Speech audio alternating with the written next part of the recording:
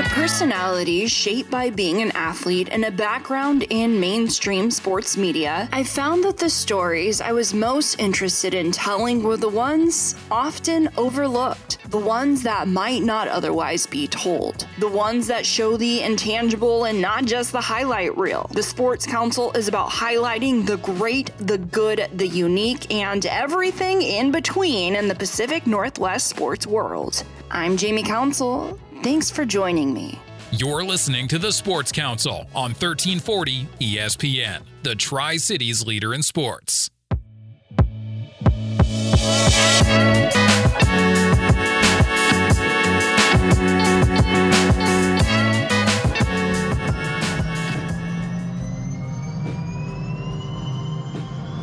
They say if there's a will, there's a way. In the H1 Unlimited boat racing world, most are born into it. That wasn't the case with Brent Hall, and once he found a will to be in the driver's seat, well, he found a way.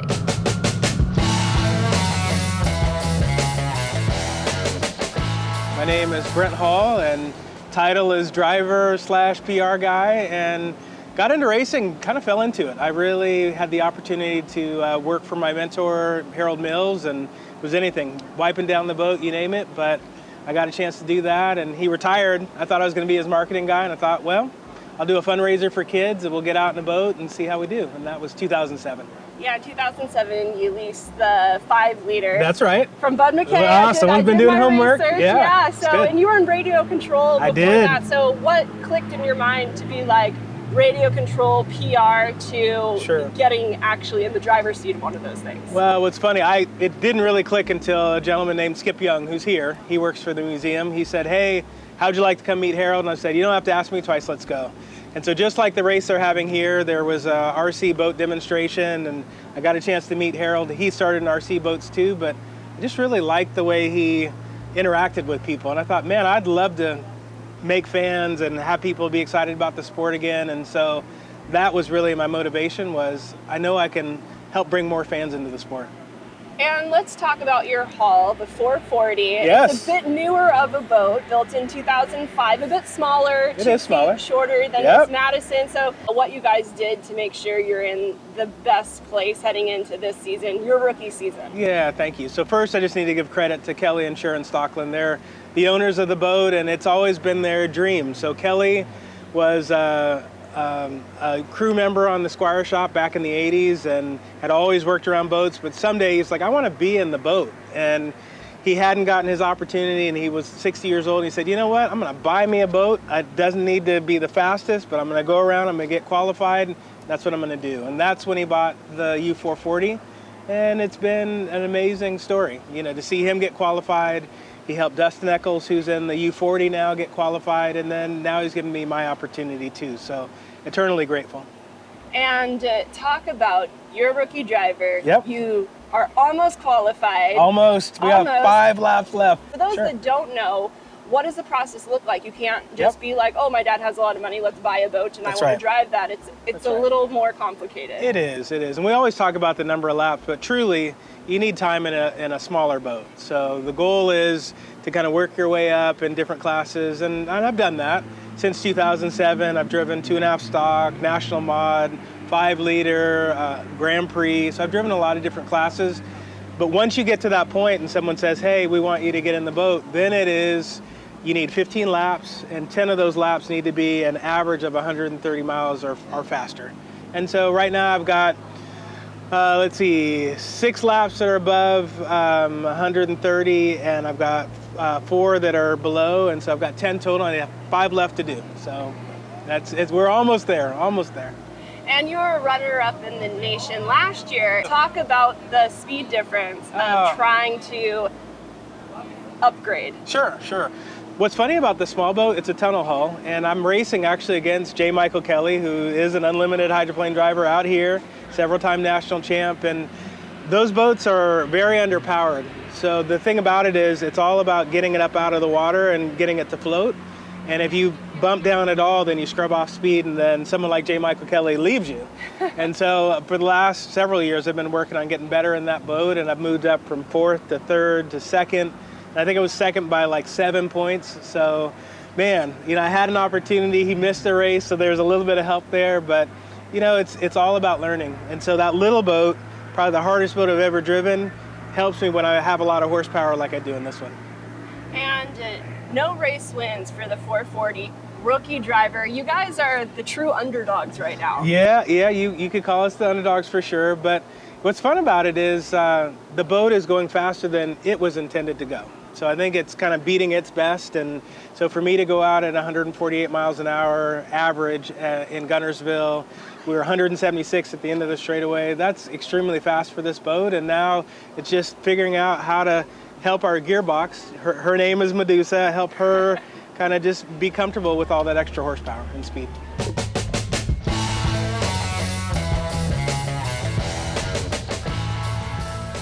What Hall is saying is that the U440 is outkicking its coverage due to the intended speed of the boat versus how fast they've got it running. It's led to some mechanical issues such as the gearbox or Medusa. That kept Hall mainly landbound at the Columbia Cup. That means that even if the boat does get on the water, it won't be competitive compared to other vessels that are competing in the circuit. But that doesn't mean it won't serve its purpose in assisting Brent Hall in making history as a driver.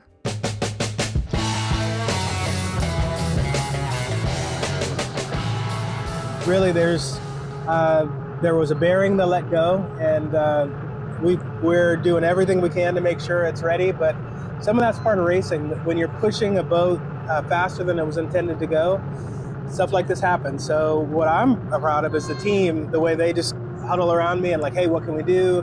How can we fix this? They have another boat that they're trying to get out going fast, but they're still taking time to say, you know what? Let's work on this gearbox and get it ready. And that means, fingers crossed, you'll be qualified in Seattle.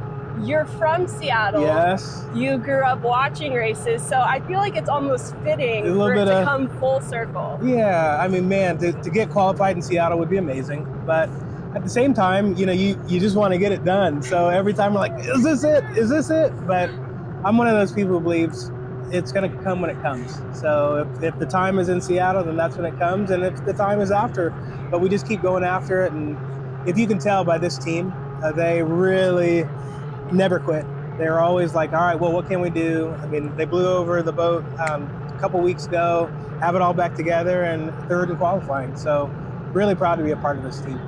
And talk about your relationship with Harold Mills, the Sure. first African-American to race in Seafair. And he's kind of part of your story for reason for getting into it. He is. When he retired, you're like, somebody has to fill those shoes. Yeah. And so Harold and I mean, every time I drive over here, I'm on the phone with him, and I'm always like, hey, what do you think? What should I do? And he's like, kid, it's your show. That's it. Just do your thing, be good. And I was like, all right, I appreciate that. But I always appreciate the words of wisdom. Like, he tells me about how to read the water. He's watching the wind. He can tell on the telecast, like, what the water conditions are, and he talks to me about that too. So it's just nice to have a coach in your ear just telling you that. And obviously I've got a coach in my ear on the boat and when I'm out in the water in Kelly, but I also have Harold too, so I've got a lot of people supporting me. And was he a reason why you wanted to get in the driver's seat? Yeah, he really did. I think first I just had to see what it was like, and I was like, yeah, this is fun. So I think we've done that, and now it's just about continuing to grow and learn.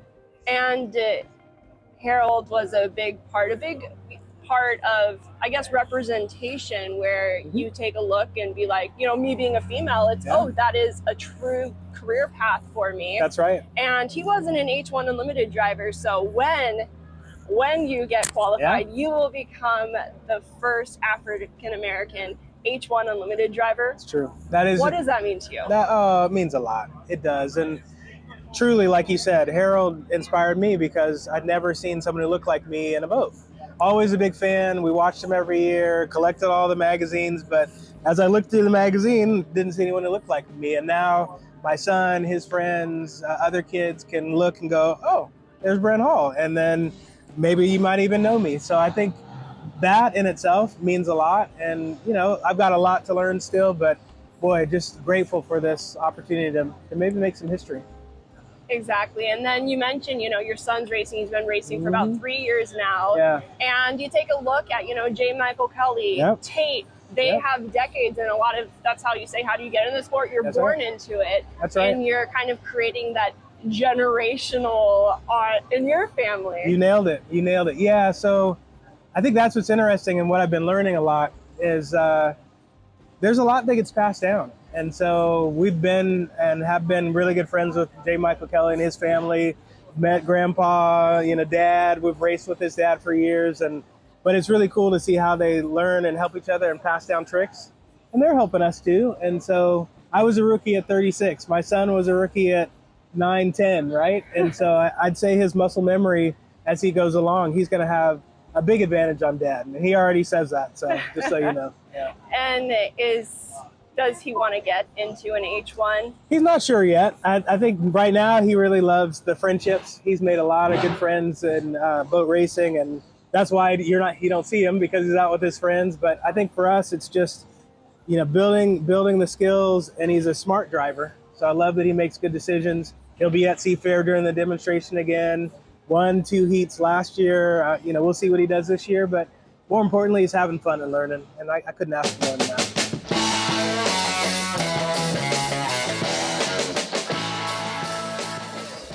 And growing up, Bill Munsey was one of your favorite drivers, and really a larger than life type of person. And we were talking about marketing, and that's something that, H1 Unlimited drivers aren't really household names like they were back in the day. Talk about how the sport has changed from that perspective. Sure.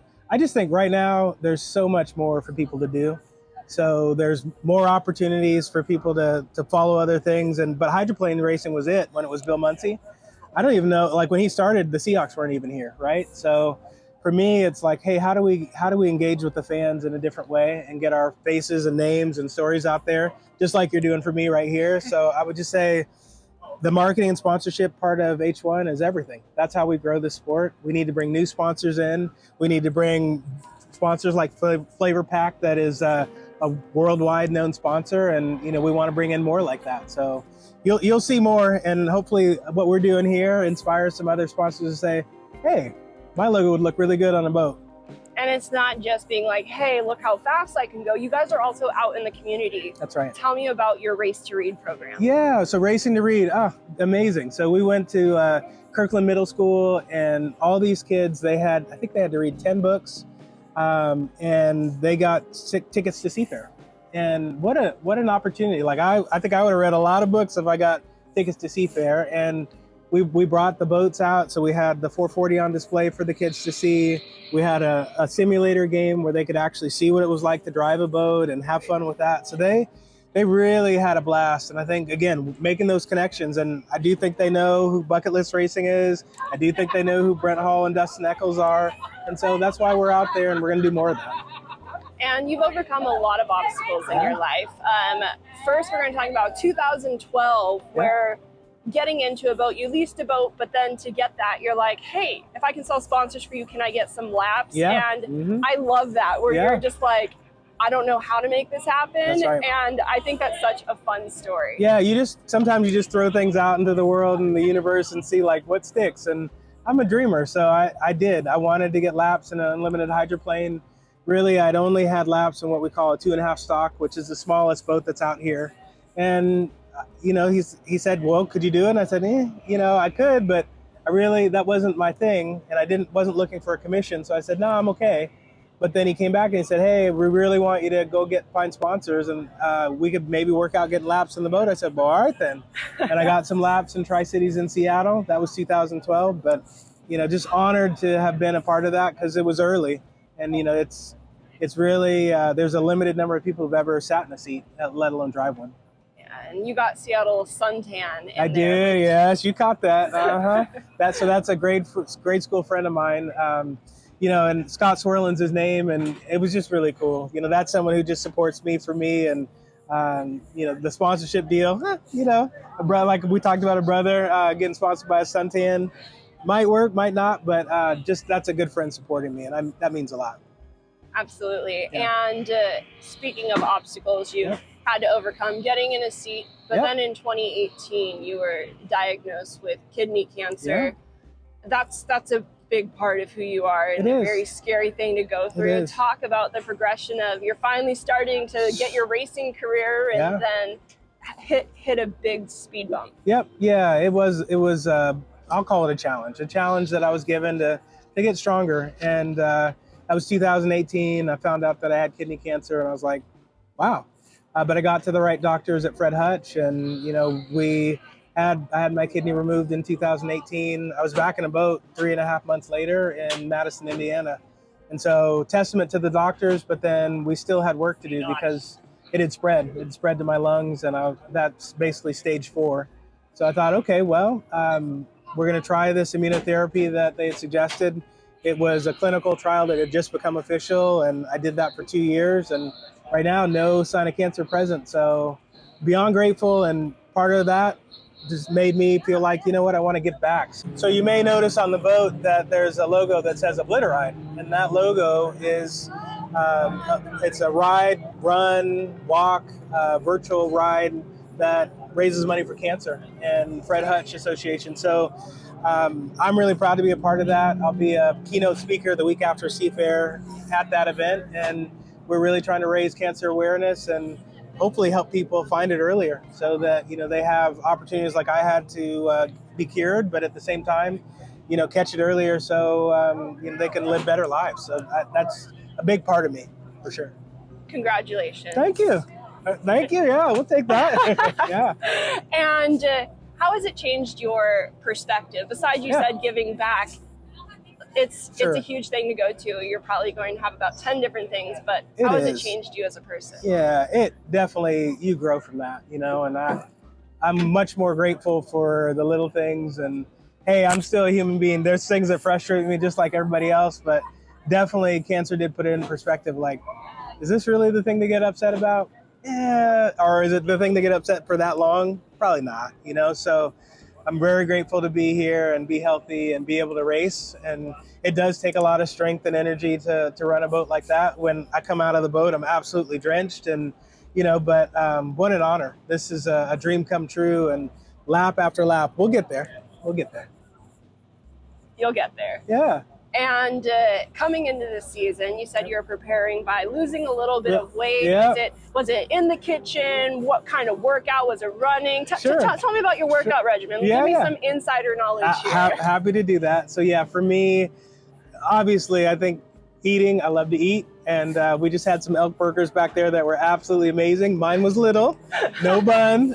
So I'm trying to watch what I eat. And then I do a little bit of intermittent fasting. So I try not to eat like breakfast, and then I'll have a good balanced lunch and dinner, and then get on the treadmill. I like to run on the treadmill and have some good music, or sometimes I'll even watch boat racing videos because I'm a dork. But that's kind of it. Like, just watching what I eat, but then try and get on the treadmill as much as I can.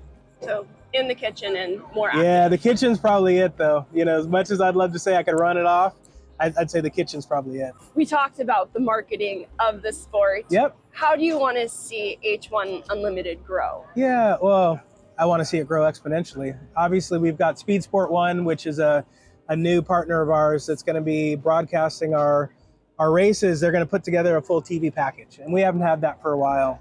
Kong TV is going to be doing the live, and we already have a great presence with YouTube, but just really want to see the presence of the sport grow, but not just statewide. I think we should think worldwide. There was a time where we used to race overseas, and would love to see an overseas race come back.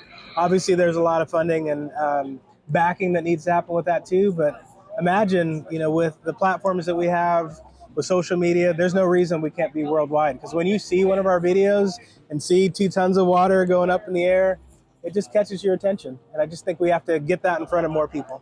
I know many of us have watched the reality show on Netflix TV for F1, Drive to Survive. It's amazing. And the more we can start getting stories out like that and letting you see the challenges, the family issues, the everything, like the struggles, the worries, I think those are the things that make you really engage and want to follow. And the more we can get that stuff out, and we're all crazy. It's just the same thing. We just need to get it out there.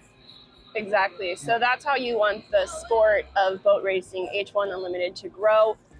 But for yourself, Sure. what goals do you have? Yeah, I mean, just reaching people. I may not always be the fastest driver, and I know that, but that's okay. But I do know any kid who comes and stops by and talks to me, he gets my full attention. And any way I can make magic moments for kids, for parents, you name it. I mean, I think that's how we win fans here on the shore. And then we also do it on our Facebook page, Bucket List Racing at Facebook, Brent Hall Racing on Facebook.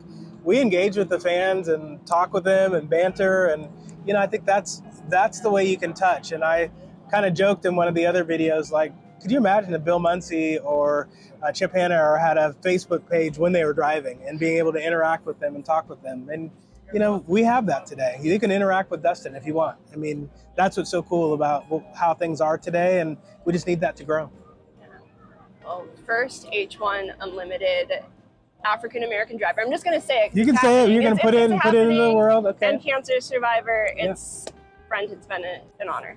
Brent Hall is 5 laps away from making history as the first African-American H1 Unlimited driver, a feat he hopes to accomplish this weekend at Seafair in Seattle. While the color of his skin won't help him win or lose races, representation matters to those watching as he races towards success, both in and out of the driver's seat of a hydroplane.